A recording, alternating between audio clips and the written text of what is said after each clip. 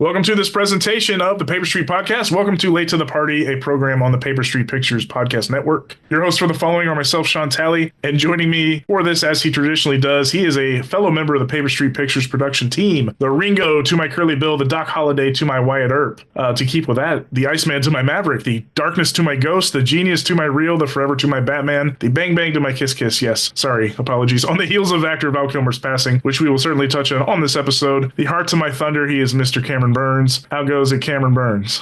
A little worse for having heard that, but otherwise sorry, I couldn't stop myself. Today. Yeah, no, movies. You had a lot of them, and I didn't. All that was new to me. So yeah, to my Sultan. I took that in real time. Well, yeah, I hear that. I'm hoping you don't have too many more. But yeah, we'll talk about it with our guest who we'll pitch to shortly. But the gentleman admitted out loud on the internet, as many did at Val Kilmer's passing, like, oh, I haven't seen this movie by him, and I haven't seen this movie. And yeah, Mr. John Gholson, who will be our guest, happened to let slip, I've never seen Tombstone. And Cameron said, sir, I'm sliding into your DMs. Don't watch it. Join me. Join Shawn on this podcast. Sometimes you just got to slide into John Gholson's DMs. It's a thing everyone should do at least once in their life. That's right.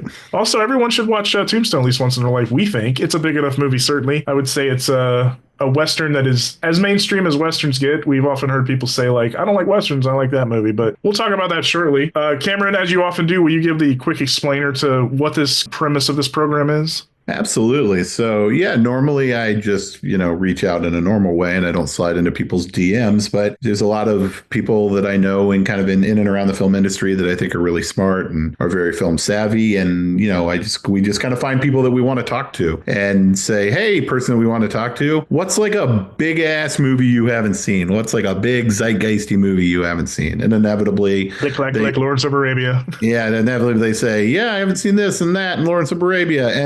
And I say, we're not doing Lawrence of Arabia because I don't have 5 hours to kill. But yeah, and then we basically find a movie that makes sense. And everyone seems to have one, bar a couple of people who are really crazy film people. Everyone seems to have one or two movies that are big enough for kind of what we do here. And then, we bring them on, we talk to them about it for a little bit, and then we send them on their way to watch the movie. And then we bring them back and we talk a little longer about, what they liked, what they didn't like, what they thought it was going to be. We just have a good conversation about the movie and kind of whatever direction it goes. Indeed. And we've talked about mentioning Kilmer being a big reason why we kind of jumped John to the front of the line with this episode. He never phoned it in. His career kind of blew up, right as soon as Top Secret hit. He was in Top Gun and other mega movies just like a couple years after that. And memorable roles that people always point to was like, he really killed it as Jim Morrison in The Doors. He really played a Han Solo like Rogue and Willow and elevated that movie just by his performance. And then this one always, Tombstone is nowadays known as much for Doc Holliday's showy kind of performance as anything. So definitely a movie that's worth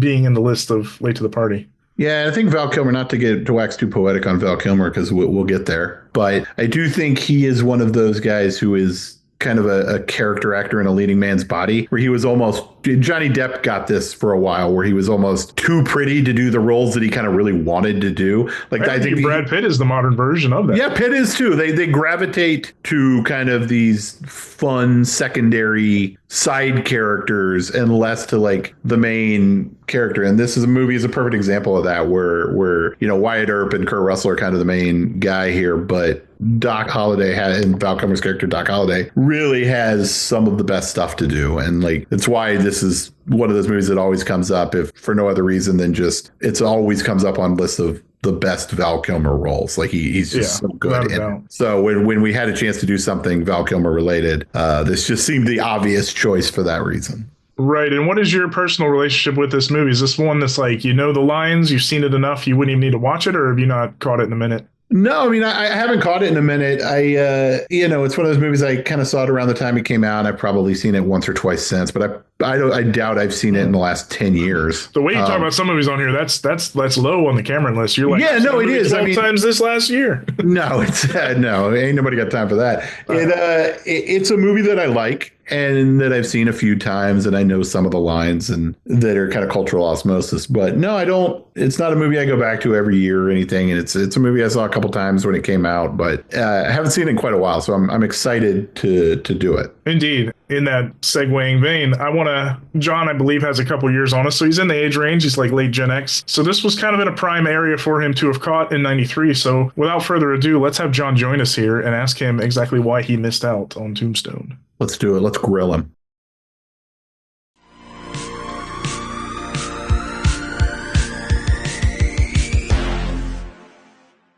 Joining us on this installment is an actor, a writer, a cartoonist, a comedian, and more, who you may have seen in films including Make Popular Movies, Zero Charisma, and Paper Street's own Blood Relatives alongside Noah Segan. He's also done illustrations for Richard Cheese, Halloween Man Comics, is a two-time Austin Chronicle Best of Austin nominee, and overall Renaissance man. He is Mr. John Gholson. John, thank you so much for joining us on the program here. Thank you for having me. John, who do we have to talk to make sure that you win next time you're nominated for Best of Austin? Because they shall not stand.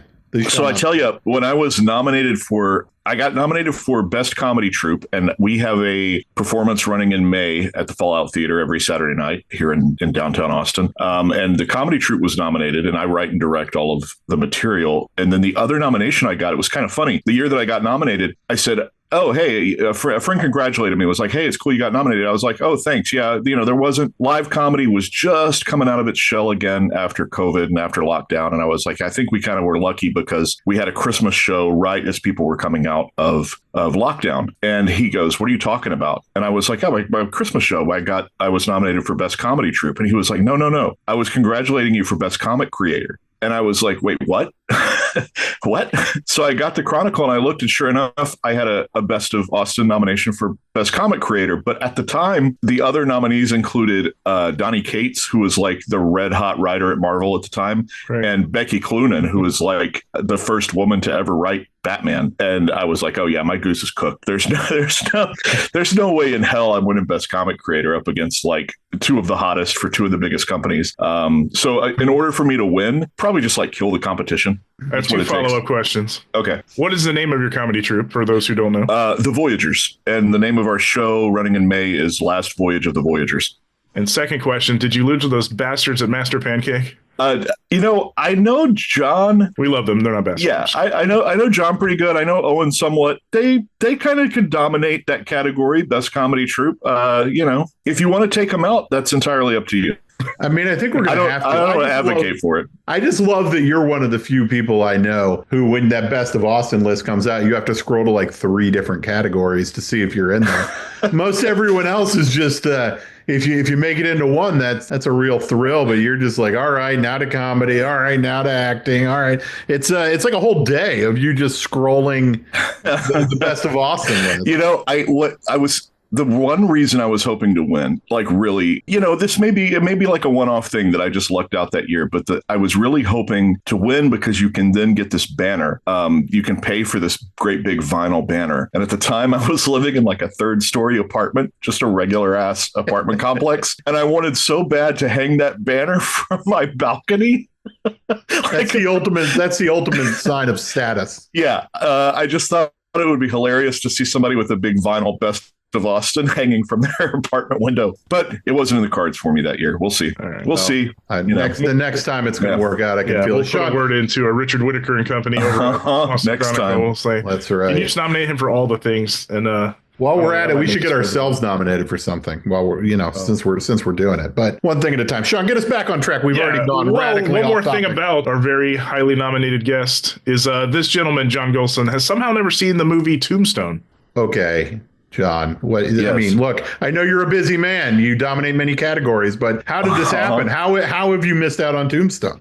There's a part of me that sort of actively avoided it. I worked at a video store when it came out, and it was one of our hottest rentals. And when I was younger, early 20s, I think I had a lot of disdain towards Westerns. I've kind of come around the older I've got. I've actually, let's go all the way back to childhood. Let's dig in. Let's dig deep. The Westerns were on TV a lot growing up, kind of like the B Westerns and like just junky stuff. And I grew up with kind of an iron-fisted stepdad who would watch John Wayne movies to like toughen me up and like force me to watch John Wayne. And I think my resentment of that turned me off of Westerns for a really long time. So even when Tombstone was, at its peak popularity, probably like immediately after its VHS release, I just was like, yeah, that's not for me. I don't like Westerns. That's not for me. And I had friends tell me, they do the caveat like, well, I don't really like Westerns, but I love Tombstone. And hearing that, I have actually taken home Tombstone, rented Tombstone twice, and have not,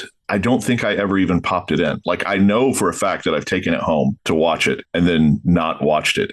I am older now. I'm wiser. I don't dislike Westerns. I've seen a lot of Westerns that I really, really love. So I'm much more open-minded and accepting. I can take it now. I can watch Tombstone now. Interesting. I can see that. I mean, I do feel like I'm not the biggest Western guy in the world, never have been, but I feel like, John, you're probably not so far off Shawn and I's age. And like, it felt like an old person's genre when we were growing up. Yeah. And I think I didn't come to Westerns until, and like I said, there's plenty of blind spots for me if we wanted to ever do a Western month or something, Shawn, but I didn't come to Westerns till later in life for the most part. But Tombstone was kind of one of those modern Westerns that kind of pushed through, and I saw at the time, but it's definitely not a genre that I was particularly interested in at the time. So I could see how a younger John Gholson was prioritizing other movies. I will say too, 93, I mean, Dances with Wolves was a big Oscar hit, and then Unforgiven a couple years later, big Oscar hit. They really came back in the early 90s. They were deader than dead throughout the 80s. So I think that's why they felt old-timey to people our age, because they were kind of the thing that just went away for a while. They stopped selling overseas, they stopped making money here, so they just they were a cottage industry for decades, and then it just suddenly weren't, for a long it also time. just felt like the official, and John hit on this, it felt like kind of the official movie of your dad. It was always the thing your dad was watching on TV, or your uncle or your grandpa. It's like similar to those old like World War II movies. They felt kind of old timey, and they were on TV all the time, and it was like stuff, the old people watched, but it didn't feel interesting and of the time. So I could certainly see that. So then now you have come along to the Western a little bit, John. Now, how has Tombstone remained out of your grasp now that you've kind of looped back into the Westerns? It's just, I just haven't gone back to it. I just haven't seen it. I was going to pull the trigger on buying a copy of it because it was on sale really, really cheap digitally, which is what brought this to your attention in the first place. And the very next day, the sale had ended and it had gone back up to full price. And I was complaining online. And it's just ended up being a blind spot for no particular reason now, other than I just haven't made time for it. Nice. Yeah. And for you, dear listeners, John basically posted on Blue Sky that he was trying to buy Tombstone because he'd never seen it and he wanted to watch it. And I immediately slid up in his DMs and was like, hey, what say you, don't watch it yet. What say you show up on the podcast and we talk about it? And so that is how this episode came to be. And I am happy to announce that the movie is now on Hulu. So we're good to go on that arena. But you kind of said that you're not the biggest Western guy, but you kind of came back around.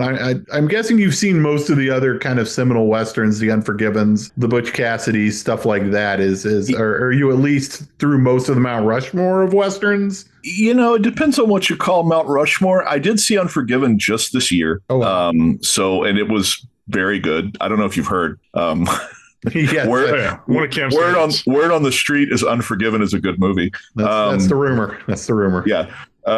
So I got around to that one. I've seen the Sergio Leone stuff. And then there's various things here and there. I don't know. It depends on what your Mount Rushmore would be. Yeah, I mean, just the bigger stuff. But it sounds like you've at least danced around the bigger stuff. And you hit most of it. I still have some blind spots. I haven't seen Shane. There's probably some seminal John Wayne movies that I have yet to come back around to, but I have seen like Man Who Shot Liberty Valance, The Shootist. Like there's ones that I've watched as an adult away from sort of the childhood trauma of being forced to watch John Wayne films. The other thing that surprises me about Tombstone that would have been a hook for me is I pretty much watched anything Dana Delaney was in back in the 90s. I had such a crush on her.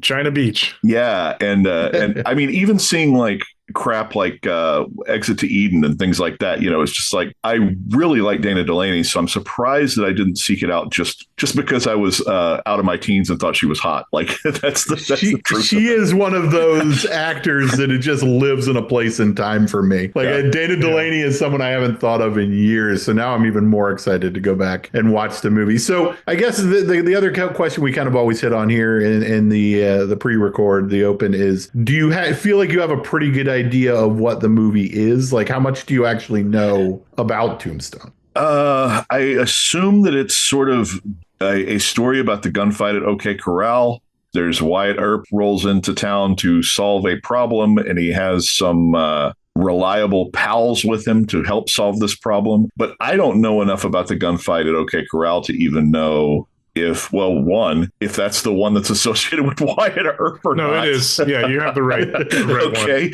one. As I was saying it, I was like, I could be totally wrong here. I don't know enough historically about that to know if it's like an Alamo type situation where it was like, oh, everybody got their ass handed to them and they all died. Like that's the part that's like, I don't really know what the conflict is at the OK Corral. The movie does a decent job of giving you kind of the backstory. They make a meal out of it, make it like an action set piece when in real time, I believe it lasted like well under a minute, right? But they sort of make it into a more of a sprawling fight scene. Yeah, my assumption is that the movie is basically just that, like a little bit of setup, and then most of it is just that. And you kind of get to see all these, like, you get to know Wyatt Earp and you get to see some side characters that are colorful. And I already know, like, I'll be your Huckleberry. And like, I already know, like, I feel like the Val Kilmer aspect of it has been I'm a little bit worried that stuff will kind of be exhausted. But, having similarly like Devil in a Blue Dress, I remember everybody talking about like how good Don Cheadle was in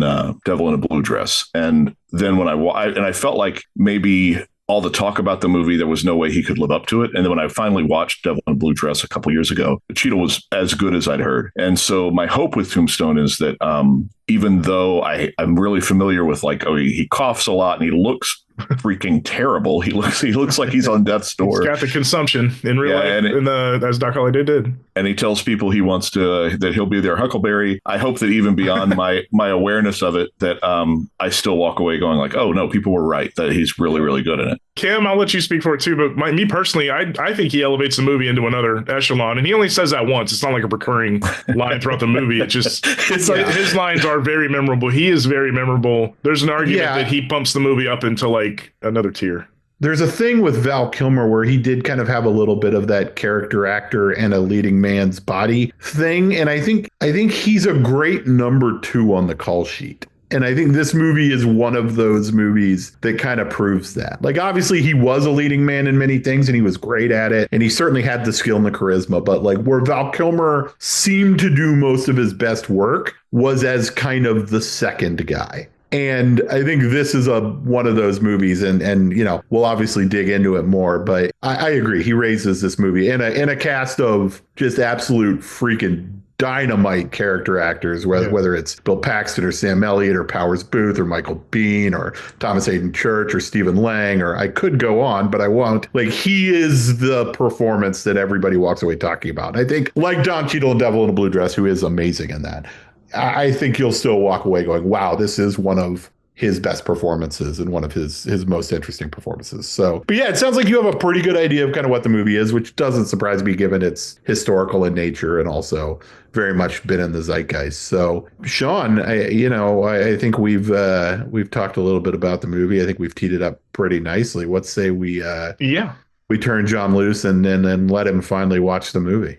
Had he said that he was still hesitant with all Westerns, I'd be a little worried, but he did say he's sort of gone through self-therapy and watched some modern ones, watched some old ones, and eased up on the pain that was his dad watching John Wayne movies. So I have a pretty good feeling about it. Like the people told you at the video store, this is one that is accessible to a non-Western fan. They don't have to have an opinion on the genre. We should be ready, though, Shawn. We should be ready for a possible, what I like to call a Graham Skipper situation, where John comes back and he's like, this movie can kick rocks. Right. So we should be ready for that. I'm hopeful. So we don't want to. I will go watch the Kevin Costner Wyatt Earp, which again was one of those movies that came out at the same time back when that was happening quite often in the 90s. This is pretty incestuous. Graham is in my D&D game, so Graham. I have to know what the movie was. So, John, Graham was our first ever. I don't know if we ever talked about this specifically on the pod. Graham was our first ever guest on the podcast, and the movie was Raging Bull. And it's become a running joke. It's not that he hated the movie, but he didn't love Raging Bull.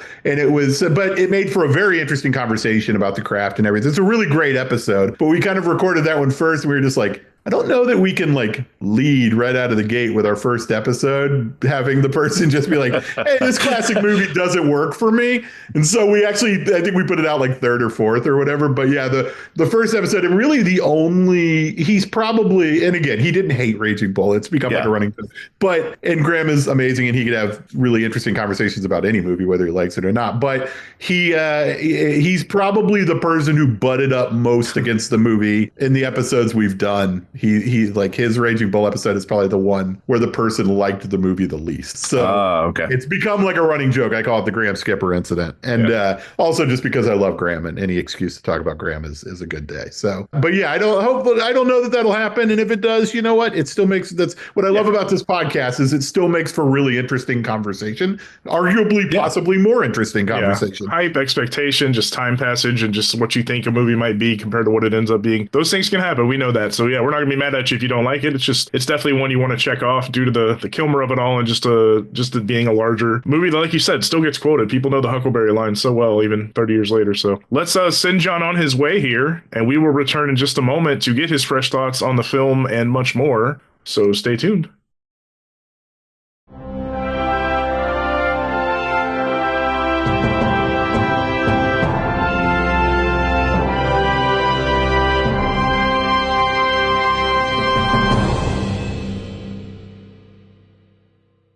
Hey there, welcome back. What was mere seconds for you, the listener, was a bit deal longer for us. When we last left off, our guest John Gholson had not seen Tombstone. He was late to the party, but at least he made it, and we welcome him back, a more cultured individual, a more learned film viewer, someone who's now seen the 1993 film Tombstone. John, do you happen to have two guns, one for each of us? Are you feeling any or all of the things I mentioned?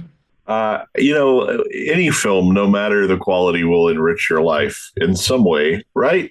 Right? No, I think so. Hard disagree. Hard disagree. Everything changes you in some way. Yeah, I can now say I've seen Tombstone. Oh no.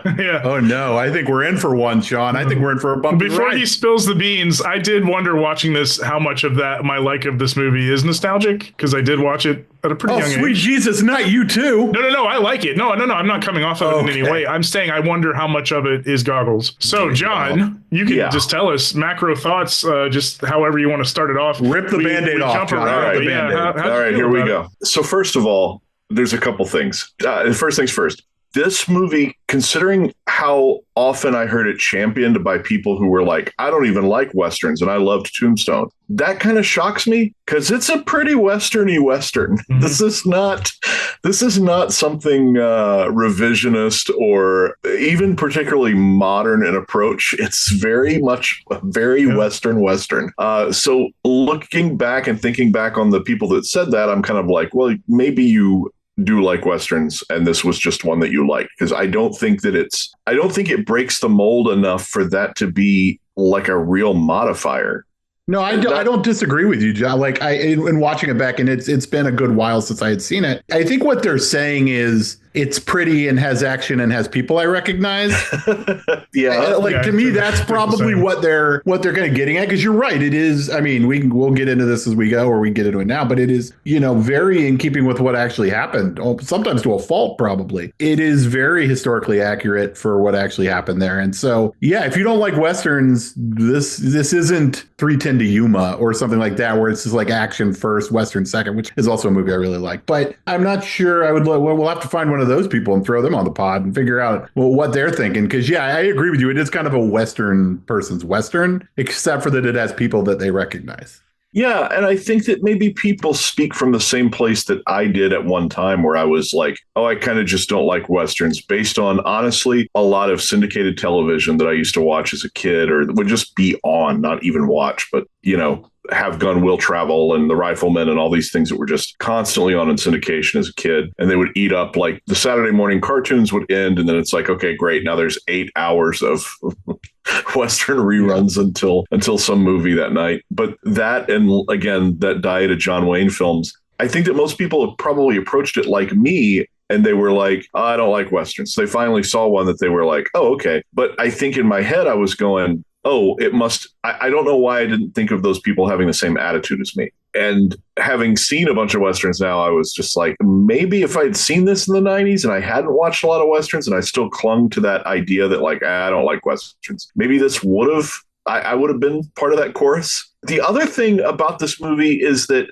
I didn't know anything about the gunfight at the OK Corral and knew very little about Wyatt Earp outside of, like, vague legend. I was a little bit shocked to discover how little it has to do with American history. It's just about, oh, there's some thugs that are horse thieves, and these guys have a gunfight. I didn't realize there was no greater historical significance other than Wyatt Earp. You know, people wrote about him, and he was able to become sort of a folk hero based on his life. And this incident, I did not realize it did not steer the course of American history. Yeah, not nearly to the capacity of like a Jesse James and others, which really did change and alter some things. This was, again, the Kevin Costner movie is more of a kind of life spanning than this one is. This is very much a point in time where he's left Dodge. He has a name for himself. People know him. And he lived long enough to actually help kind of make his own legend too with Hollywood and other things, as we'll talk about. But yeah, he may have fudged some details over time himself. He was a shrewd businessman. He was about the money and other things like that. There's even extra like Earp siblings that didn't even make the cut of the movie, which was initially much more sprawling. But yeah, in the grand scheme of things, the Tombstone era of Wyatt Earp didn't do much more than just it's made him a legend, you know? The thing that I found so crazy too, and like he says, unless I misunderstood the line, he says to his little brother, he's like, once you kill, at least something to the effect of, once you kill a man, that feels different than you think it's going to. And he kind of implied that he had only killed one person ever. And I was just like, whoa, this is like, I thought, like, you think of Wyatt Earp, but like you said, is this like folk hero? Now, granted, throughout this movie, he kills a lot more people, but like, unless I misheard that, it's like he rolled into Tombstone having been a lawmaker, but not having been like, you think of Wyatt Earp, I think, in the same way you think of these other guys that like draw on people in the streets for fun. Mm-hmm. And he doesn't seem to have been one of those guys. He doesn't seem to have been a gunslinger who became a sheriff, like in Unforgiven and movies like that. He's not really a gunslinger. Doc Holliday's the gunslinger. Yeah, that he'd only ever killed one man in Dodge. That's part of why he got a legendary status, is somehow he had like kept the law in check by never having to kill people. And I did not realize that. Like I think I just thought of him like I have to look up on the internet if that's fully true, but that's always been the story. Is by the time he got to Tombstone, he just had a reputation of being a guy that knew how to keep it in control and had only ever had to kill one person. So hold on, before we get too far. So we set it up a little bit, but I think John danced around a little bit. So 2-part question, John. One, you've already danced or said a little bit that it wasn't what you kind of expected it to be based on the American history thing and also what other people have kind of said. Other than that, what about it was and kind of wasn't like you thought it would be? And also, where did you land on it? You set us up on that, but you didn't stick the knife in yet. I thought it was okay. I thought it was okay. I thought it was a fantastic showcase for a lot of character actors. Everybody is given a little bit of stuff to do as well. So it's like, it's not just coloring around the edges. It's like everybody gets a little bit of a character to play. And I liked that. I liked seeing all the familiar faces in it and them getting to go. But overall, I thought it was just kind of okay. It had more dramatic elements than I expected. There's a lot more to do with Dana Wheeler-Nicholson's character and Dana Delaney's character and their relationships with Wyatt Earp than I expected there to be. I expected more of a siege movie.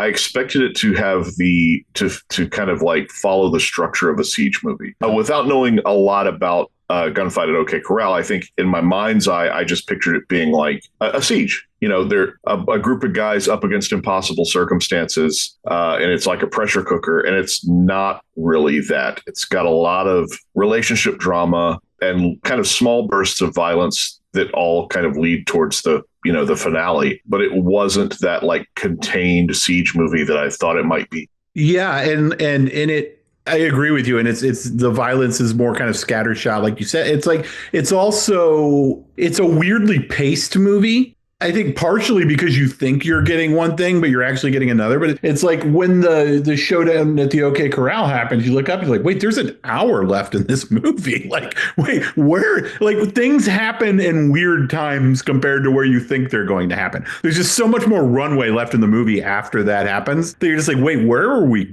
going with this? And also to speak to there's more of a love story kind of aspect. So there was originally a 3-hour cut of this movie that had a lot more Dana Delaney and a lot more of his, I think, wife in the movie. And that got scaled way back. I would argue the movie would be a lot stronger if it got scaled all the way back. Like I kind of don't care about the love story at all, in the sense that just like there's more interesting things going on around it that I'd rather be paying attention to. Like you said, a lot of really great character actors doing a lot of really great work, a lot of bad guys. It's definitely more, there's more scope to the movie than you would expect for a movie that basically was kind of sold as the Wyatt Earp movie. It's about more than just Wyatt Earp. It's about a bunch of different people. And like, I'd have loved 20, 30 minutes more of those people, and the love story just gone. But that's just me. Wow. I like the movie. I think I like the movie better than you do kind of overall, but like, it's certainly not a perfect movie. And it is, I agree with you. It's kind of like weirdly paced and not, and as somebody who had seen the movie a couple times, it's still, even in watching it now, isn't kind of the movie you think you're getting when you go into it, if that makes sense. Yeah. I liked the romantic aspects. In fact, one of my favorite scenes in the film is where he's talking to Dana Delaney about her ambitions and his ambitions. And she tells him, hey, it's okay. I have money.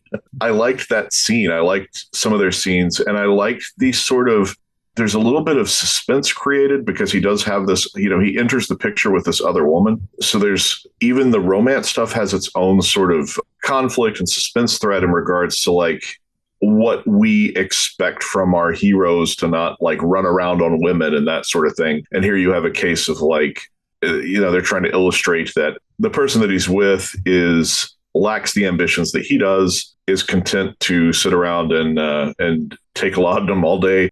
And the will he, won't he of running off with Dana Delaney's character. I actually liked all that stuff. And I thought some of that kind of strengthened some of the aspects of the movie that I thought were a little more, by the numbers is too derogatory a term, but a little more rote, like stuff that I felt like I'd seen before. That kind of stuff was stuff that I felt like I hadn't seen before. And so I actually kind of perked up any time that stuff was going on.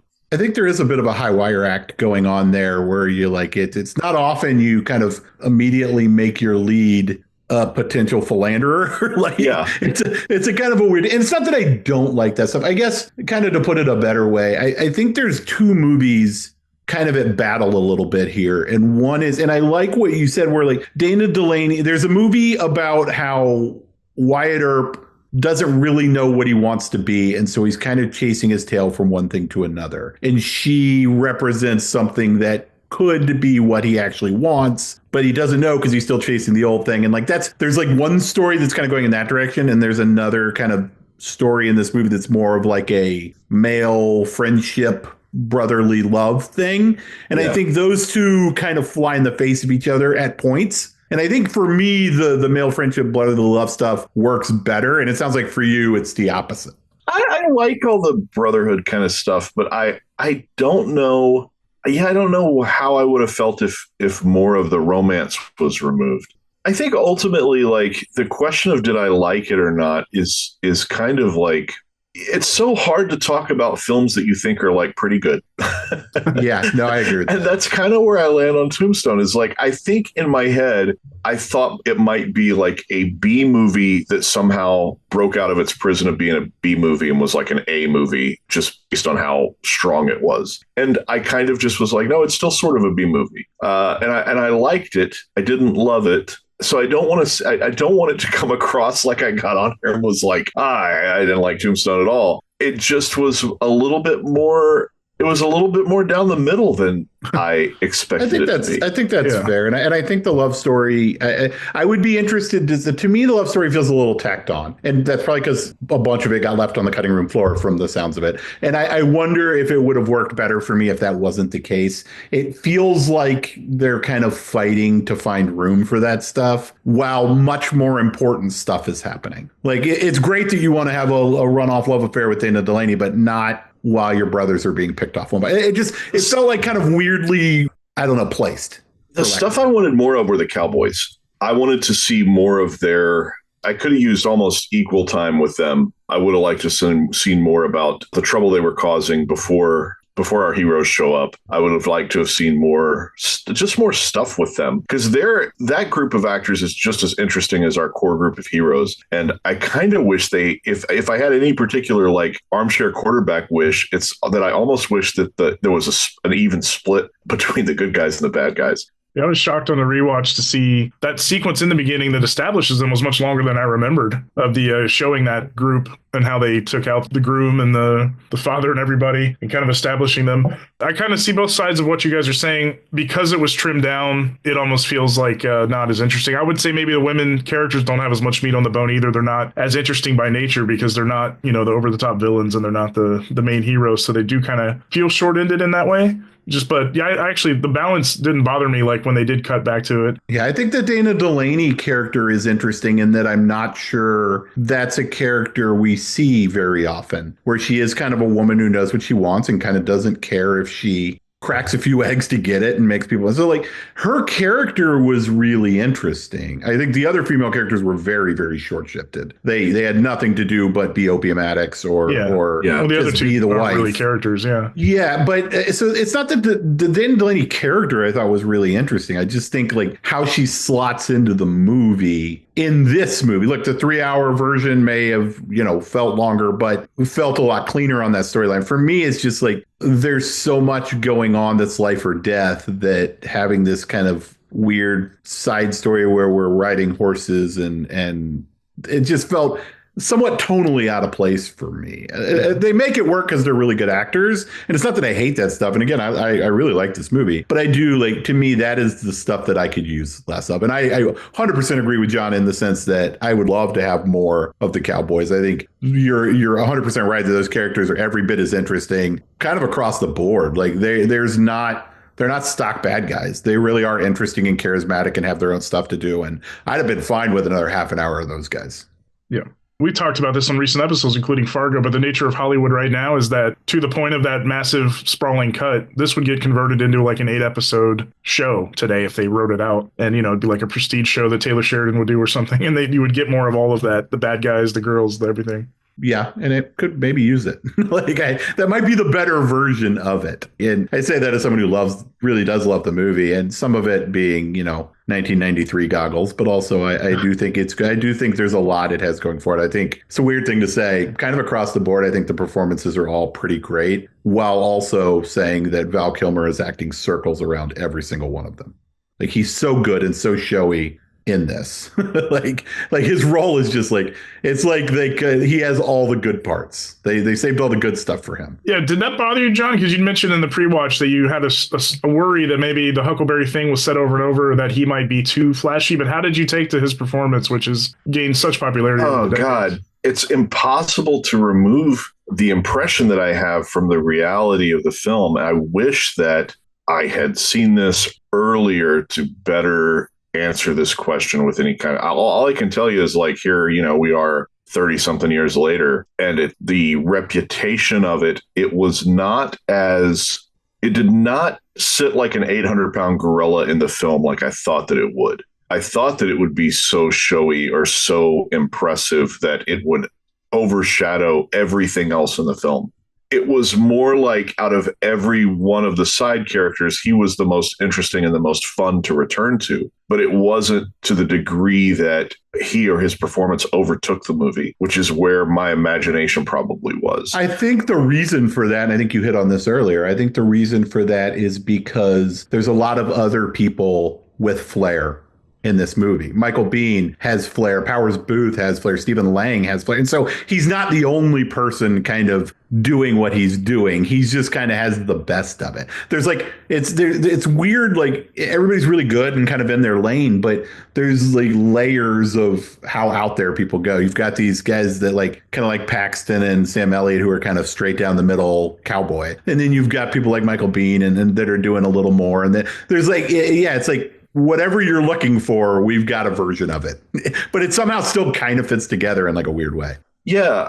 Even like some of his, the Huckleberry stuff and things like that, at the time of the making of the movie, you don't get the impression that they were going for. He wasn't the Poochie of Tombstone, to make a Simpsons reference. And I think that I probably started to watch this with a little bit of an idea that he was, like, that they had designed this character to be cooler than everybody else and have the coolest lines and be the most badass. And I think actually what makes the character so memorable is how the approach to it is rather casual. He's just another one of the guys, but he just happens to be the coolest, most fun of the guys. I don't think that Cosmatos gets precious about Holiday in the manner that I thought that he might. He is yet another part of the ensemble. He's just the most fun to come back to, and that's all Kilmer.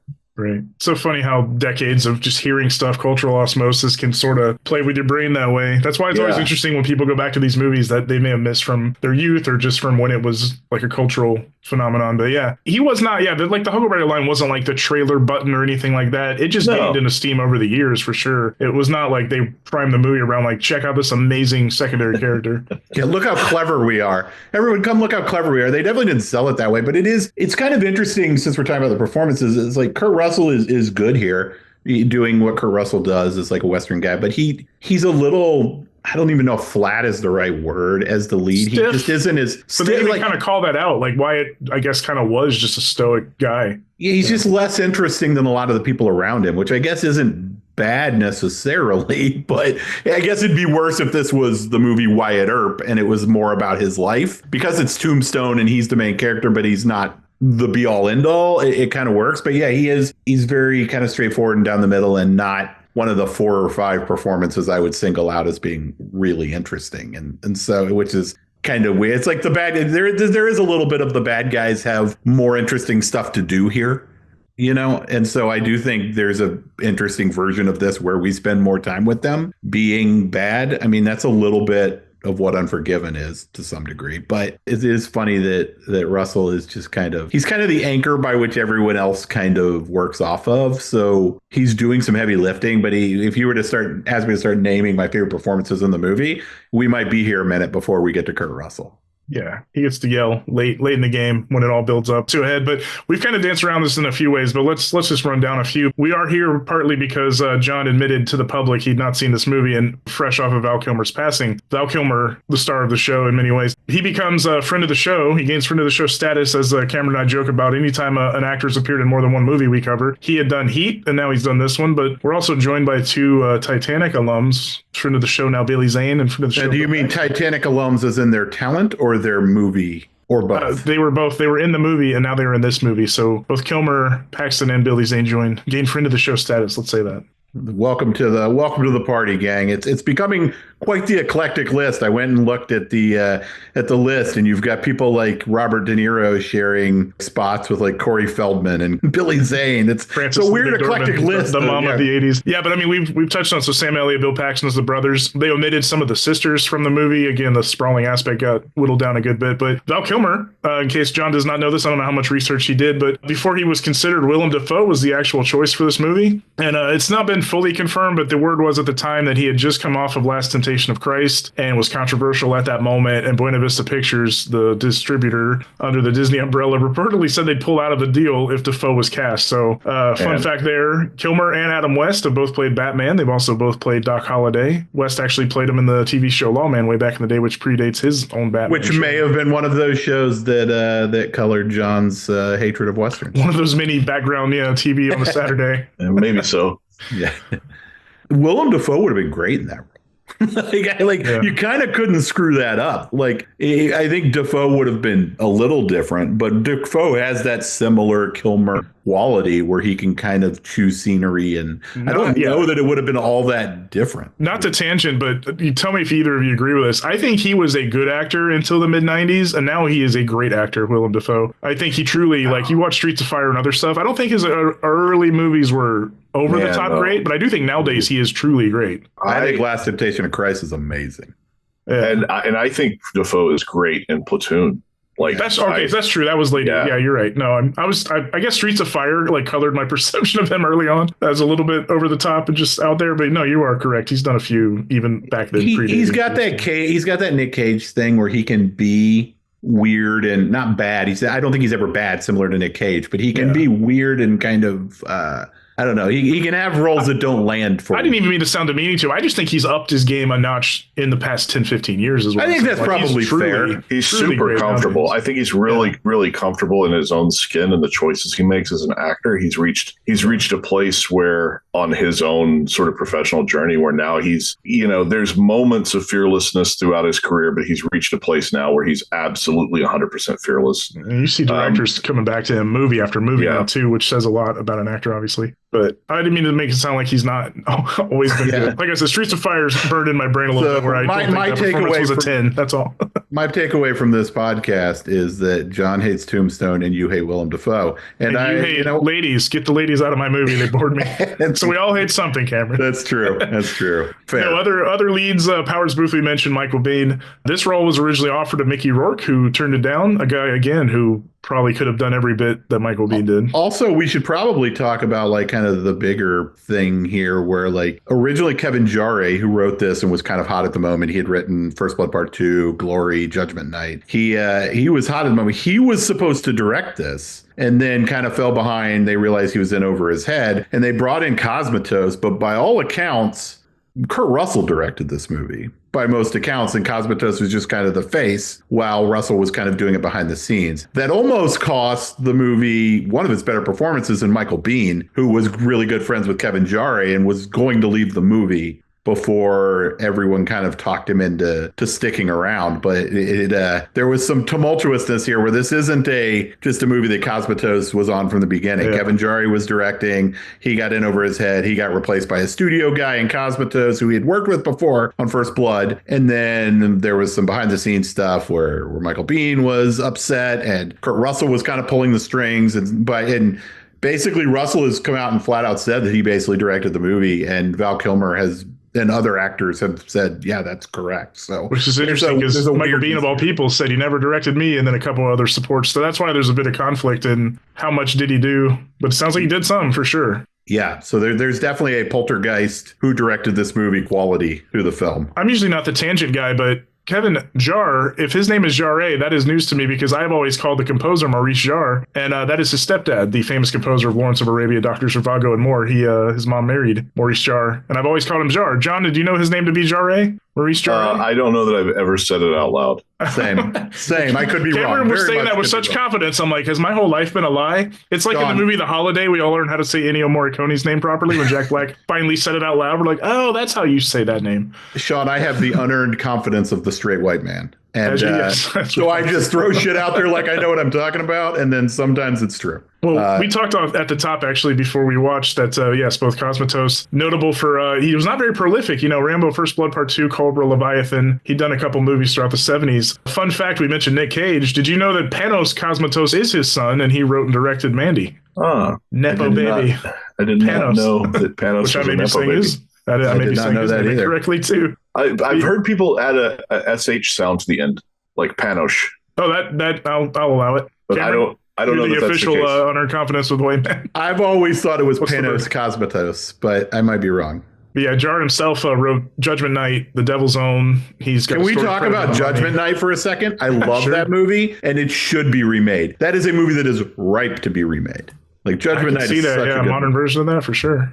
Oh, but how do you replicate the soundtrack? It was grunge meets hip hop, which was awesome. There's no grunge. There's no new grunge bands. There's new hip hop acts. There's no new grunge bands. John, I don't know that every 20, 30 years we bring back swing. We bring back everything. We can totally bring back new metal. Is rock even a thing anymore? Now we're really tangenting, but is rock even a thing anymore? I couldn't tell you the last rock band that was new that I've heard. Like, is that even a genre anymore? The Strokes 20 years ago. Yeah, I was pretty much 2000s when they kind of came back, and then Queens of the Stone Age or like, but who are the new rock bands that are popular? Like, it's not really even a genre anymore. It's kind of weird. Tombstone. Oh yeah, we're talking some about other notable, other than the writer-director, cinematographer William A. Fraker. Notable DB credits include things you've heard of, like Rosemary's Baby, Bullet, Heaven Can Wait, War Games. He's actually nominated for 5 Oscars, but never came away with a win, but still very respectable DP for sure. The composer Bruce Boughton, did buttloads of TV work, Hawaii Five-0, Tiny Toon Adventures, Jag. He's got some Emmys to show for that. And some of his film credits include Silverado in the Western vein, Harry and the Hendersons, and the Monster Squad. Cameron, I see a note on our doc that says, is Stephen Lang the first guy to ever work with us? And Monster Squad just reminded me that no, he's not. He's not. That's right. Stan Shaw. Yeah, sorry. Cameron has a little note going, is Stephen Lang the first person that we've done that we actually did a movie with? But Stan Shaw with Monster Squad.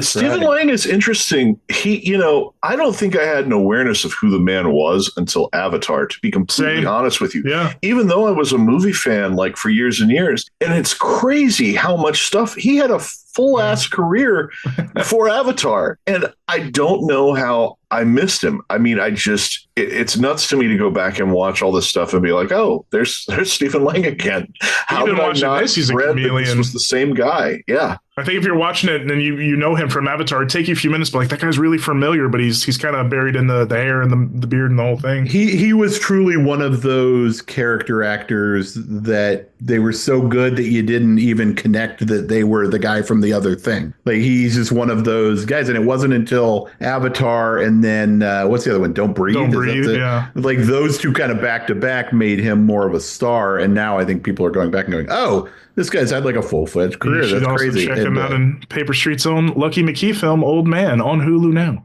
That's right. And also, just for the record, an absolute joy to be around. An amazingly talented actor, totally down for everything, not a diva bone in his body. There's a reason he's been making movies for 40 years or 50 years or whatever it is. He is just an absolute joy to be around. So just put that out in the world. We're like we're like 8 people down the cast list, and I just want to say we say this a lot on this program. My God, this cast is ridiculously stacked. Like we're not even halfway through names everybody knows and have seen before on things. Yeah, I was gonna bring up that this might be the greatest cast ever, but I think in retrospect, having done Heat about 4 or 5 episodes ago, that may even have a better cast. But this is certainly one of those movies that has. Yeah, just an absolute like Heat, the 25th guy on the call sheet, it's like crazy. The thing about this movie is that a lot of these guys weren't guys yet. Absolutely. They weren't like the thing about Heat is he was like Michael Mann and Robert De Niro and Al Pacino, so they just got to handpick whoever they wanted. But with this movie, you got a bunch of people who weren't stars yet. Billy Zane was not a thing yet. Billy Bob Thornton was not a thing yet. John Corbett was not a thing yet. Terry O'Quinn was barely a thing.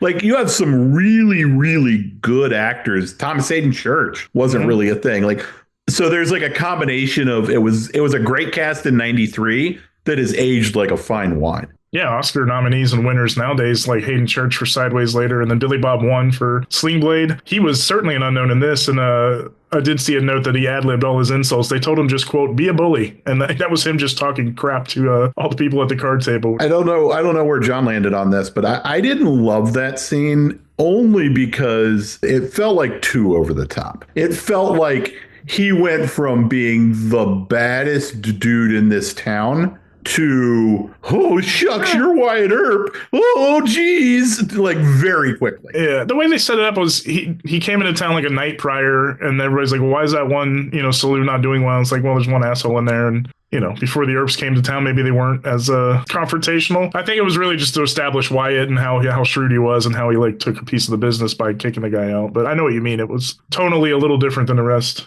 Yeah, I think I was too busy distracted by like you hear his voice from across, and you're like, oh, I hear Billy Bob Thornton, but I didn't know he was in the movie, but I could hear him, and I was like, oh yeah, it is Billy Bob Thornton. Look at that. I think I was too busy thinking about that to be breaking down the scene in my mind. I was just like, oh, look at him. Oh, look at him. He's young. He's young. He's got some weight on him. Look at him. I think I speak for everybody when I say I'm here for Fat Billy Bob. I would like a Fat Billy Bob like renaissance. I need more chubby Billy Bob in my life. That'll be how he gets back in the Oscar race. He's got to gain weight for a role because he's been like super skinny for years. He seems to get skinnier every year. If you go from Sling Blade to now, he's probably lost 100 pounds. He eats less French fried potatoes.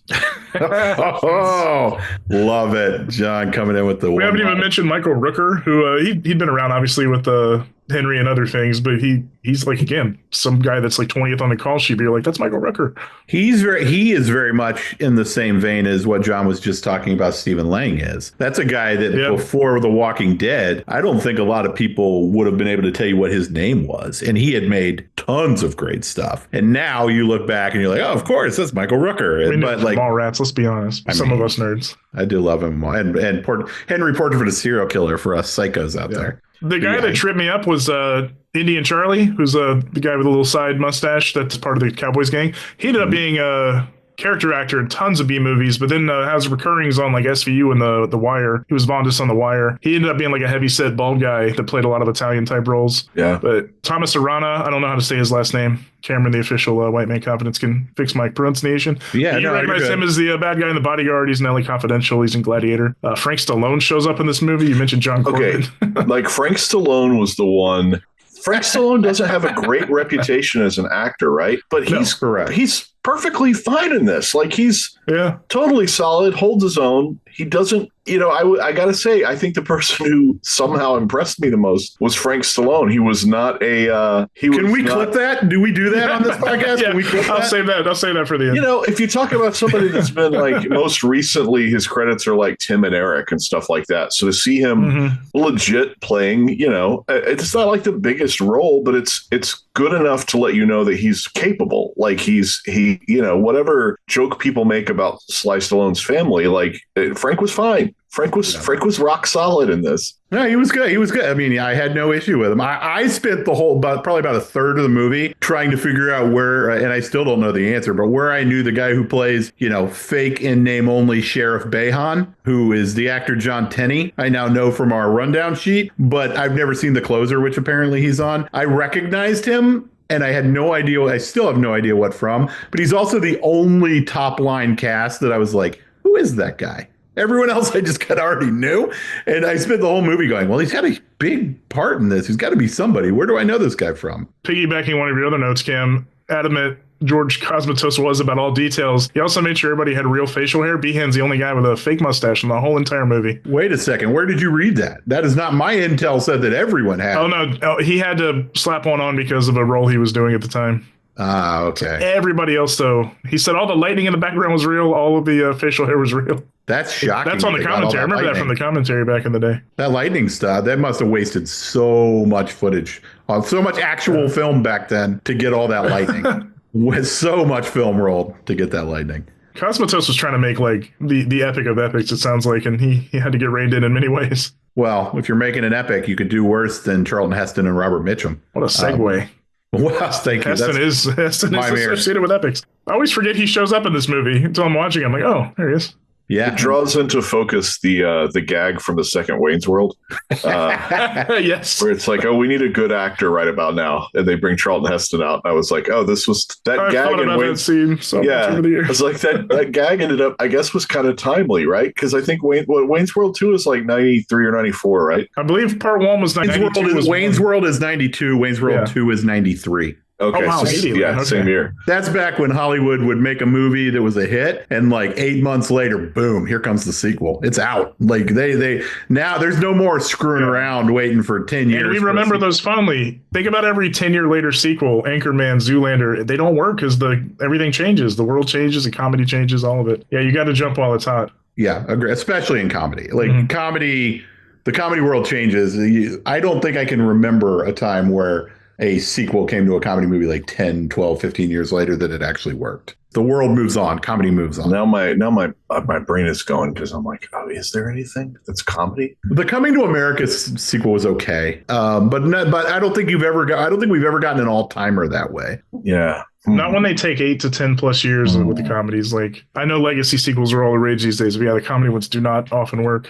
We'll find out soon with Naked Gun, since I didn't realize they were making it a reboot. I thought it was going to be just a straight. I thought Liam Neeson was just playing Frank Drebin. I didn't realize he was a junior, and that there was like reference to Leslie Nielsen's character, making it effectively a sequel. I kind of like that personally. I think it could work. I think continuations are better than full reboots more often than not. Just tying it to the existing thing. Yeah, I'm here for that one. That one looks good. That's the Lonely Island connection. I think like the right people are making that. The tone of the trailer that released was funny. I laughed out loud. The OJ joke, the button on it was. Yeah, I mean that one's got a real chance, and I have a real soft spot as a 44-year-old man. I have a real soft spot for the Naked Gun movies. So I'll be I just sat here and said that no good. Well, those came out in sequence come out of comedy, but no. I said said ones that take a long, long time. I wouldn't say comedy sequels aren't always decent, but the ones that take 8-10 years. Usually. Yeah, well, this one took like 25. So, but I meant 1, 2, 2.5, and 3 1/3. I think going from Beverly Hills Cop 3, I think the most recent Beverly Hills Cop is a tick up from 3. Yeah, you're not wrong. That was a pretty good movie. But I would argue those are as much action movies as they are comedies. Yeah. But yeah, I mean, Eddie Murphy was just doing his thing. Like, he was so bad, he's like, do not come back for Coming to America 2, John Landis. And also, you kill people. Speaking of killing people, Tombstone killed. And you said I was the good segue guy. Well done. No, I'm a bad segue guy. No, Tombstone, as we mentioned at the top two, it beat Lawrence Kasdan and Kevin Costner's Wyatt Earp to cinema screens by 6 months. It came out. It was a Christmas Day release, and they're always often compared to each other for obvious reasons. Much like many movies in the '90s had like their kind of twin that came out within that year. But because of Tombstone's pretty decent success at the box office, Wyatt Earp ended up being actually a dud, a bomb, all things considered, for the price they paid to make it. But nobody wanted to see another Wyatt Earp movie, I guess, 6 months later in the summertime. Shocking that there was not a line around the corner for the second Wyatt Earp movie of the summer. Right? That floors me. Well, you guys sure you don't want to see his early days when he's not killing people? Yeah. Oh, you mean when he was like what do you have, a stick? Well, that one's got. I haven't seen that movie in probably 30 years, but that one has a pretty great deep cast too because of all the characters. You know, like Michael Madsen's one of the brothers. There's a lot of recognizable faces in that one. He didn't even have a gun. What was he doing in Dodge City? Was he walking around with a stick? I don't know if I've ever seen Wyatt Earp. Sean's right. The cast is equally as nuts. Like the cast for Wyatt Earp is. I was looking at it today actually because I actually considered watching Wyatt Earp before we recorded. You know, we just to make Tombstone better for you. Just to see for myself. And then I was looking at the cast list and I was like, whoa, this is all like it's like Madsen and Tom Sizemore. It was like it's a little bit of a hipper cast for the time. Not that in this you have some guys that really turned out to be like really dependable character actors, but the other cast is like, we have Dennis Quaid as Holiday, but yeah, it's like, oh, you have Gene Hackman's in it, Mark Harmon, Michael Madsen, Catherine O'Hara, Bill Pullman, Isabella Rossellini, Tom Sizemore, Joe Beth Williams, Mayor Winningham, James Gammon, Adam Baldwin, Annabeth Gish, Jim Caviezel, Tia Leone, Jeff Fahey, Martin Cove. It's like it's just as deep. It's just a crazy. It's another crazy cast of character actors. It's half of Hollywood was employed that summer because of Wyatt Earp. Just on Wyatt Earp films. Yeah, I mean that was the year of Earp. That was. I'm going to stick with Tombstone, and also just because of my own personal biases, it sounded like half the people he just ran down have gone a certain direction politically in life, and I'm team Tombstone. Just based on the amount of trizumpers I heard in that list.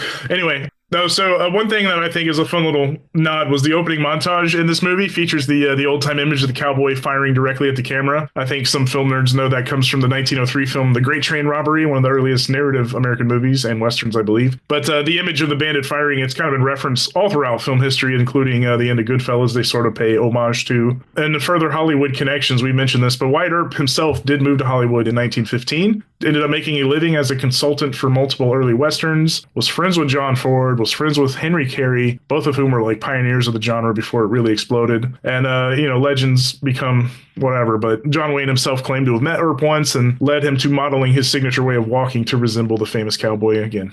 Asterisk, but who knows? So we probably shouldn't get out of here before discussing, at least for a second, that there are some really memorable lines in this movie. John, did you have any favorites? I mean, I knew you knew the Huckleberry line. You probably had heard a few of the other ones. Oh gosh, I didn't write it down, but like and I mentioned it earlier, the line where Dana Delaney was like, she all but says, I have money. Like, oh yeah, you don't have to worry, I'm rich. Yeah. I think is that the line? It's something. It's like he says like, I don't know how I'll take care of you. I don't know what will blah blah blah blah, and all of this stuff. And then at the end, she's just like, oh, you don't have to worry about that. I'm rich. Something to the effect of I am an actor, sir. That was back when you could make a living doing that. Yeah, there's something about it that's like a lot of times I rankle against writing. Well, I mean, I think all writers rankle against writing that's like pure exposition just flowing from someone's mouth. Mm-hmm. And there was something about that line.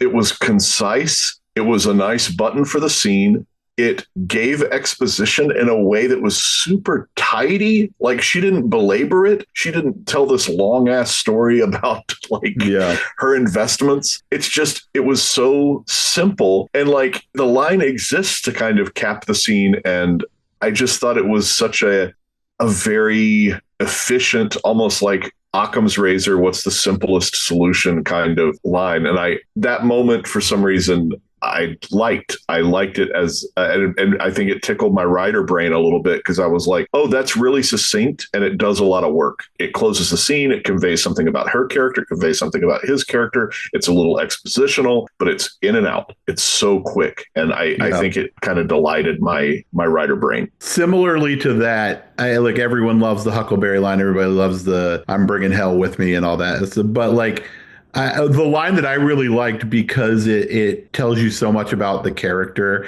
and there's so many showy lines from Doc Holliday in this movie, but the interaction towards the end where the guy his name's Jack Johnson in the movie, but Rooker's buddy is like, Doc, you ought to be in bed. What the hell are you doing this for anyways? And Doc says, Wyatt Earp is my friend. And the guy says, hell, I got lots of friends. And Doc just says, I don't.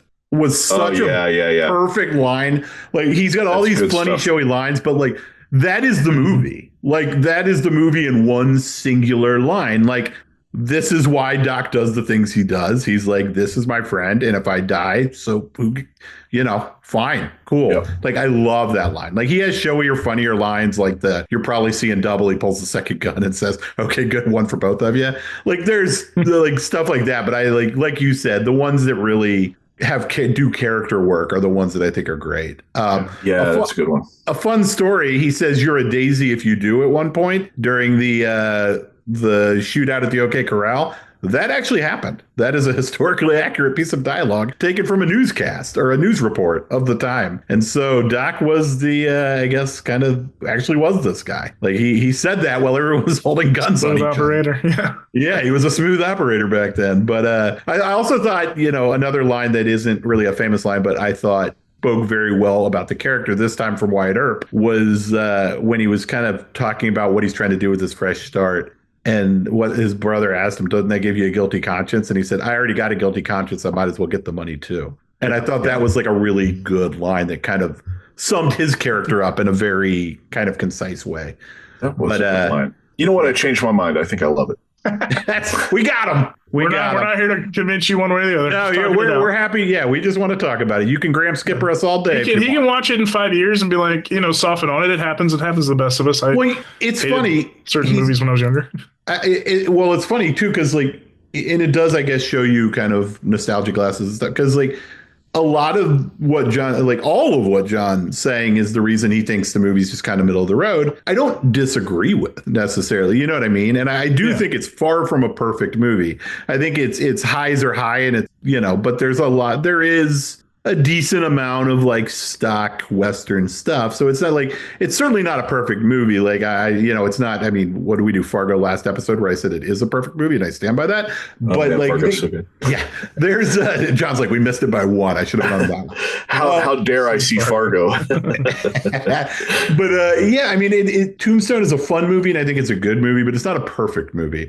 It's not a great, amazing movie like Raging Bull is, Graham Skipper. Just putting that out there. All right, leave Graham alone. Sorry. I'm still, yes. I get heated about Raging Bull. But I do agree to, I say that to say I do agree to a degree that this is not a perfect movie. I think it's a good movie. I don't think it's a great. Yeah. The thing with expectation, though, to John's point, is he walked in thinking it was more siege type movie, and it might have been more an action set piece. The OK Corral, we talked about how that's before the third act really starts and all that kind of thing. But knowing that now, if he does watch this again in a few years, he'll have a different expectation. So again, I do think that's why people soften on movies over time. Is a trailer can mislead you. You see in a theater, you're pissed. That trailer lied to me, and then 10 years later, you know what the movie is. You rewatch it, you're like, okay, I get it. I'm always shocked how often that happens, where I'll see a movie in the theater and not just be fine with it, and then watch it later, 5 years later, and be like, what was I thinking? This movie is amazing. I actually get annoyed when my friends do that review, the immediate review. Hey, the trailer said it was going to be this kind of thing. I'm like, the trailers, they want to get your butt in the seat. They're going to tell you a lie, but you still can't base your whole reaction to the movie on the trailer made me think it was this. I'll give you two absolute all-timers that I saw in the theater and just thought were okay, and that's Fight Club and Big Lebowski. And You idiot. Yeah. And yes, 5 years later, I was like, or however, a year later, 2 years later, I was like, what the fuck was I thinking? Like, these movies are amazing. And everyone has those, but like, yeah, no, we've all done it. I like it when a movie is different from a trailer. I think this one was purely based on made up perception. I think I just kind of, because I don't know that I've seen a trailer for this even. I think I just kind of pulled my idea of what it was out of the air from bits and pieces of conversation. I actually enjoy being tricked. I like being surprised in a movie. A surefire way for a movie to really delight me is to give me something different than what I expected. I say that as I'm like, oh wait, but am I a hypocrite for? But I actually don't think with this, I wasn't disappointed because it wasn't a siege movie.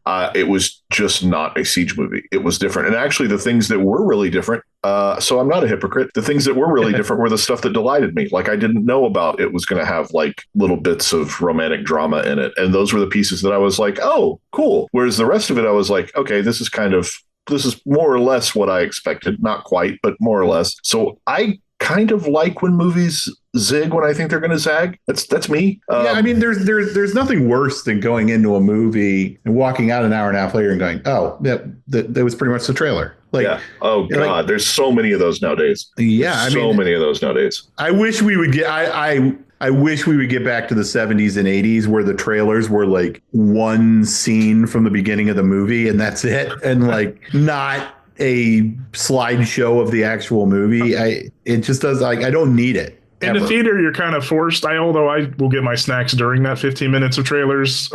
But otherwise, I often turn them off well before the 2-minute mark. You know, like, I'm sold. You know, they're going to keep giving stuff away. And I'm like, there's 20 seconds left in this trailer. I'm done. If I get sold on a movie, I actually try and shut it off and not just keep watching. Because, yeah, they do. They give away like third act plot points and stuff in movies nowadays. You're like, oh, man, that'd be nice to just not. I am still. I mean, I get why they did it to some degree. You got to get people. But they ruined Abigail. The from the Ready or Not guys, the trailer told you the twist. And when you watch the movie, it's very clear the movie was made with that being a giant twist. And for the trailers to just give that away to try to bring people, it's such a short-sighted idea. It doesn't work.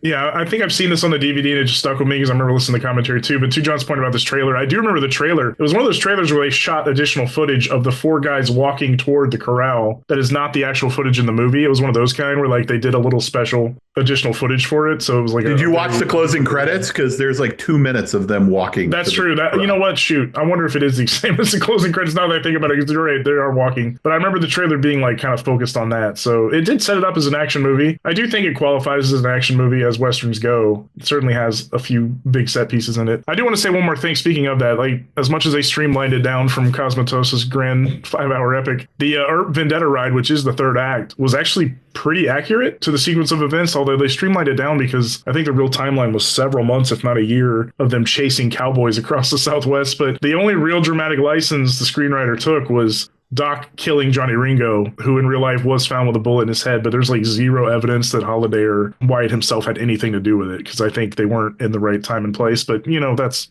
movies. Movies are lies. Yeah. So as we kind of move to the end here, John, I got to ask, like, we talked a little bit about your kind of relationship with Westerns, and I think we even delved into kind of what you hadn't seen. But as far as Kilmer movies, because, you know, part of the reason we're doing this is because sadly Val Kilmer passed. Are there other Kilmer movies kind of in your blind spot that you haven't seen? I never saw, what's the... Don't say Willow. I've seen Willow.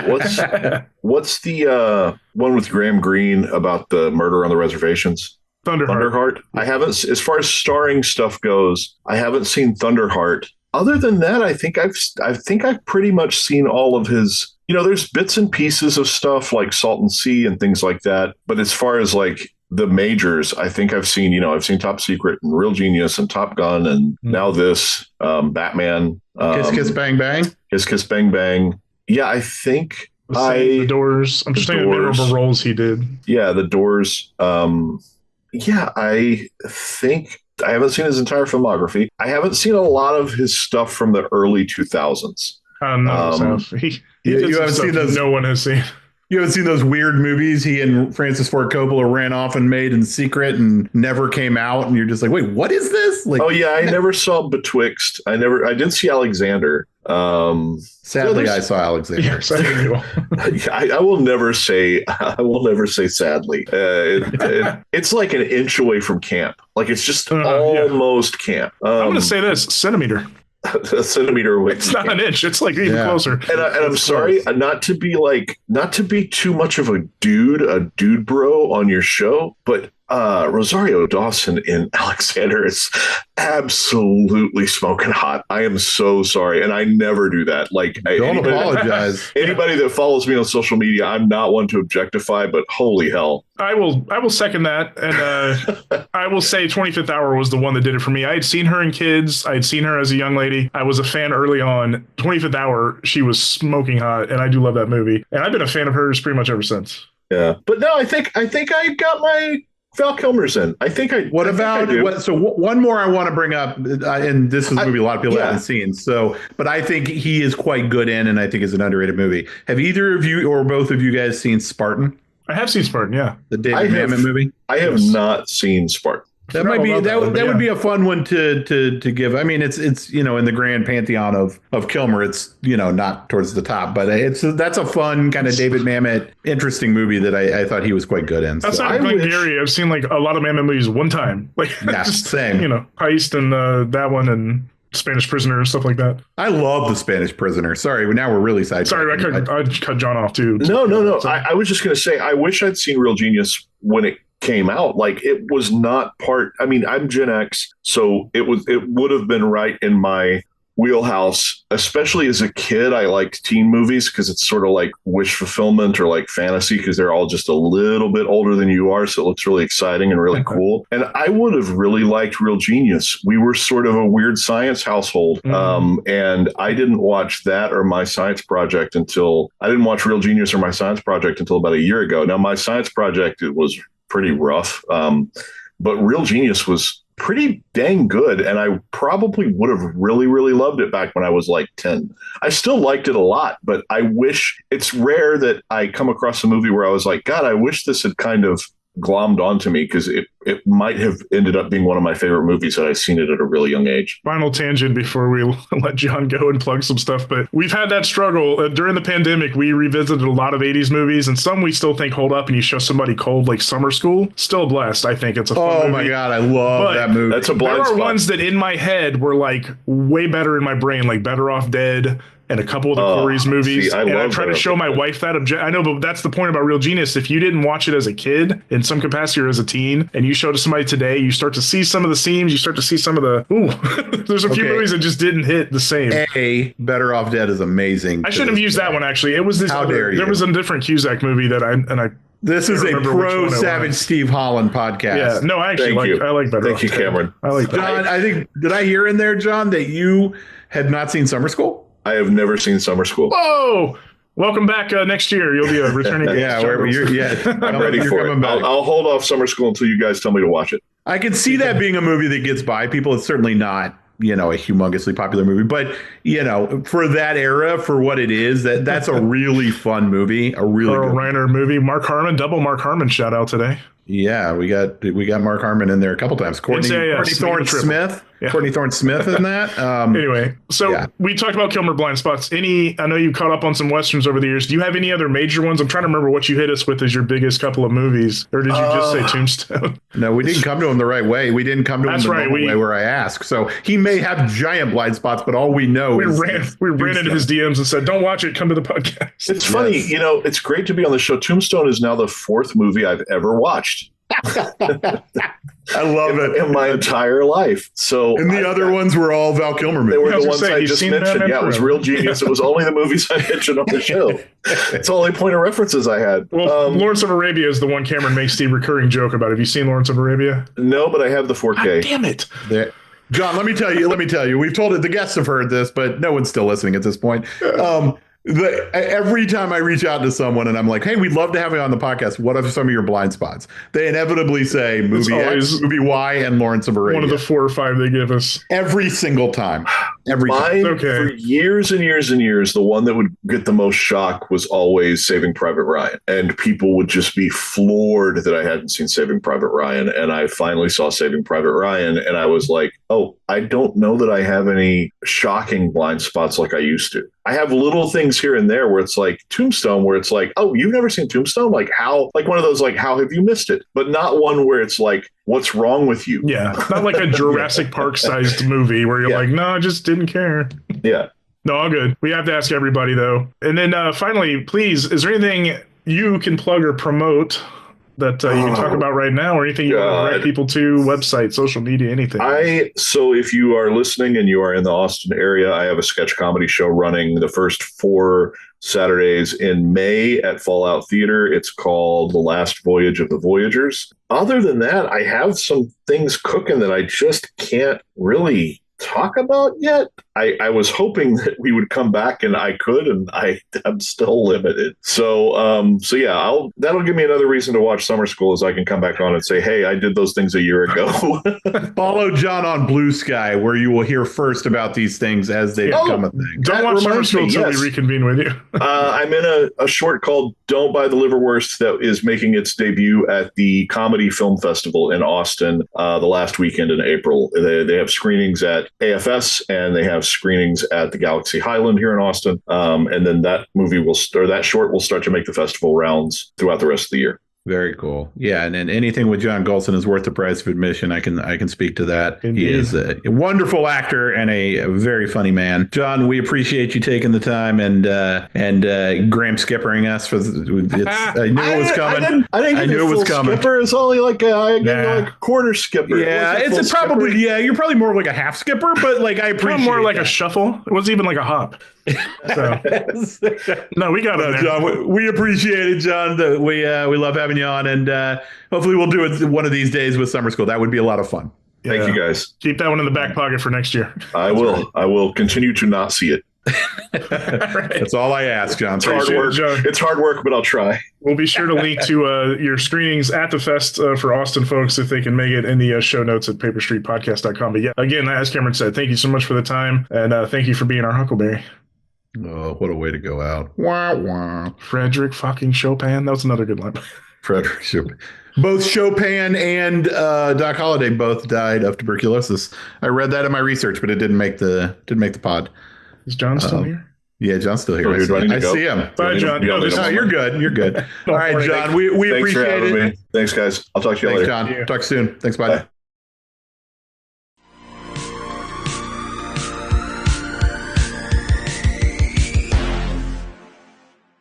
All right, thanks again to John Gholson. Again, paperstreetpodcast.com. We will put some show notes and links to John in there. And I think we sort of won him over slowly. We Grammed him. I think like Graham Skipper, we had a really good conversation about the movie, even if he didn't love the movie. He clearly didn't hate the movie, and Graham didn't either. I have my fun with Graham Skipper, but Graham didn't hate it. And I think he probably liked this movie more than Graham liked Raging Bull. But also it's an easier movie to like to some degree. But yeah, he had some problems with it, and we talked him out. And like I have similar problems with it. It's just rewatching it. There's some pacing stuff. Does this movie need to be 215, 220? No, it could probably be 205 and still make the same movie, still make it work. But yeah, it's interesting to have the conversation, and to sometimes having 3 people that just absolutely love a movie isn't the greatest conversation. Like sometimes talking to someone who has a slightly different viewpoint makes for a more interesting conversation. So, and I thought, with John, that was that made for kind of a fun conversation and dynamic. So I'm happy he didn't love it. Like, especially coming off Fargo, where we all just waxed poetic about Fargo for an hour and a half. It was a nice conversation to have. It was hard to find holes in that one, but this one he did come in with some baggage and he admitted it, and it carried in even his expectations, so I maintain that he'll soften on it on a rewatch down the road someday when he's got a broken leg and holed up in his house. He's like, I'm gonna put that on again. From your lips to God's ears. In the post to wrap up, we usually do a little bit of accolades, awards, list, and such. This being a Western, of course, I looked up where it ranked on many greatest Western movies list. It's pretty crazy. It's either very tippy top or it's way down at the bottom, depending on how hipster the magazines and the websites are. Ranker had it number 1 in the top 250. That's number 1. That is crazy. The Buffalo Bill Center of the West website, magazine, whatever it is, had a top 20 and also ranked at number 1. They even set on their criteria based on accuracy and other things. So I can understand that because it was pretty close. That's interesting.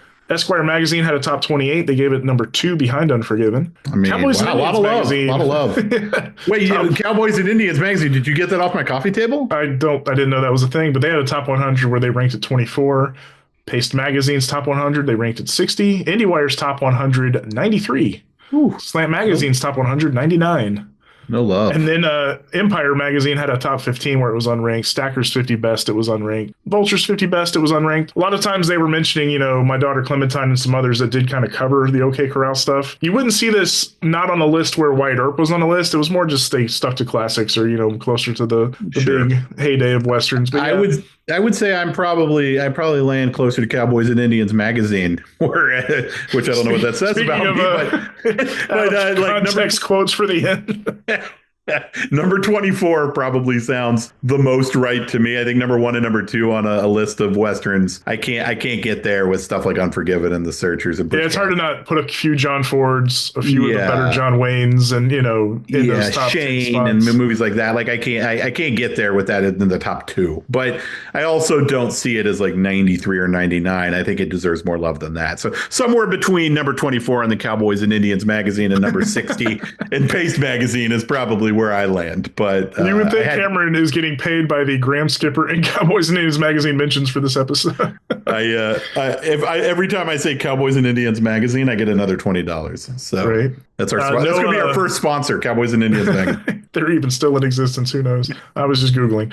So no Oscars love for this film. Strangely, I looked it up. The only Western from 93 to garner any nomination was for Geronimo, An American Legend, which got a Best Sound nod. Whoa. That is a movie that, despite the pedigree, which I didn't even remember, Walter Hill directing a John Milius script with Wes Studi, Gene Hackman, and Robert Duvall in it. A movie that, have you talked about Geronimo in 20 years? Hackman was also in Wyatt Earp. I know, the crazy, same right? year. Like, what was Hackman had a span where he was just like, oh, you're doing a Western? Technically, yeah. Geronimo came out a couple months prior to Tombstone. You're doing a Western? Well, I'm Gene Hackman, and I'm in. Well, on the heels of Unforgiven, who wasn't trying to get him in one, you know? I get why people wanted him in them. I just didn't realize he did every single one. Quick and the Dead also. Yeah, he had a little streak there. Thinking about it out loud now, yeah, like the amount of Westerns he was in. But it is wild that Geronimo's like not been mentioned in, 2 decades. But nice pedigree on that movie. I didn't even remember. I'm not sure. No, I didn't remember it. I surely haven't seen it. And in a weird, not any real nominations, but Kilmer's turn as Doc Holliday drew attention for showing us stuff we've talked about. But what it did earn him were 2 MTV Movie Awards. Best Male Performance, I understand. But he was nominated for the short-lived category of Most Desirable Male, which we have to note. A lot of women do think he's hot in this movie, but he was playing an alcoholic dying of consumption, a.k.a. tuberculosis, a.k.a. bronchitis. I love me a man who glistens, who's a little sweaty. And you know what? I guess that is so Gaunt, mustachioed, dying Kilmer was Set Hearts Aflutter in 1993. That is hilarious. I love it. For the by the numbers bits, this was a Christmas Day release, as I mentioned. It kind of got lost in the shuffle. By no means a bomb. It was actually rather successful. Had legs into 1994, but it kind of got bested at the time by some big holiday hits like Miss Doubtfire, Schindler's List, Pelican Brief were all kind of the same couple week span. And then overall, 56 million US and Canada into 94 as a grand total. And then it also grossed another 16.7 worldwide for a grand take of 73. That just goes to show you the old adage that Westerns don't travel. It held up this time. Like, everyone says the reason we don't make Westerns anymore is because they don't make any money overseas. It's a very American concept. There's some truth to it based on a period of evidence, as the Sony leaks revealed. Not all of those things are accurate, but the Western one always was. Yes. But 93, as many people know, was just dominated by the T-Rexes and the Jurassic Park of it all, which doubled, I think, the next closest movie that year, which was Miss Doubtfire, in box office take. That's wild. I can name a few off. Number 3, The Fugitive. Number 4, The Firm. Number 5, Sleepless in Seattle. If you zag all the way down to number 21, behind a couple of Wesley Snipes films, Rising Sun and Demolition Man, you got 21, Tombstone, again, with a total domestic take of 56 mil. So it did well. And again, it's become, it truly is a cult classic, as they say. Like, it doesn't mean it only has a small audience. It just means it gained steam over years and always did really well on like home video sales and things like that. Yeah, and the cast is aged like a fine wine. And so people are continuing to come to it. So good, almost as good as Wyatt Earp, we found out. Yeah, well, what's funny about the Wyatt Earp, what's funny, not to get back into the actual episode, but what's funny about the Wyatt Earp cast is it feels like that cast kind of That cast kind of went the other direction, where in the moment, those people were bangers, but you're not exactly seeing Sizemore and Madsen and Tia Leone. Like a lot of the people. Not seeing Sizemore, sir. Well, yeah, I know. No, I know what you're saying. They were long before he passed. Well, they grabbed a lot of guys here who were on the way up. Yeah, I'm with you. Correct. Yeah, like that cast aged poorly in retrospect comparatively. This one caught 3 or 4 guys who are now huge stars. So yeah, I think people are going to continue to come to Tombstone, over and over, because it's a popular movie and it's got some big, huge movie stars in it. And I think, people will continue to like it. I think it'll stay kind of the level of hit that it kind of is. It'll be remembered fondly. Yep. Keep making all this crazy, stupid lists. Definitely is one of those like IMDb kids. Like it's friendly to that crowd more than maybe the IndieWire writers. But I'll be interested to see in 40 or 50 years when Cowboys and Indians magazine comes back and re-ups their top 100, whether it's still at 24 or whether it moves up or down. So I'm gonna every month when I go out to my mailbox to get my Cowboys and Indians magazine, I'm gonna check and see if this is the year, this is the month. Like, it got bumped. It got bumped to 25. The new number 1 is the Timothy Chalamet starring Billy the Kid movie, where he plays Pat Garrett because he's already that old down the road. No. I mean, look, Timothy Chalamet doing a Billy the Kid movie is not a terrible idea. I'm here for it. We'll see. I will recommend, my favorite Sam Peckinpah movie is Pat Garrett and Billy the Kid, I think, and I do tell people it's an underseen one. I do think is a really good one. Yeah. That would make my Westerns list if I was to ever think about one. We should do one. We should just count down Westerns. We should get out of here. Let's do that. Kept let's these people long enough. This has been a presentation of the Paper Street Podcast. We want to thank John Gholson again, who was late to the party, but we're very glad he made it. And again, he didn't have to love it, but it made for a nice conversation about it. I was happy to revisit this one for the first time in a good while myself, and I still like it very much. You're a daisy if you do. There you go. For Camera Burns, I am Shawn Talley. Thank you for listening to our nonsense, and don't be late to the party. I too am in my prime.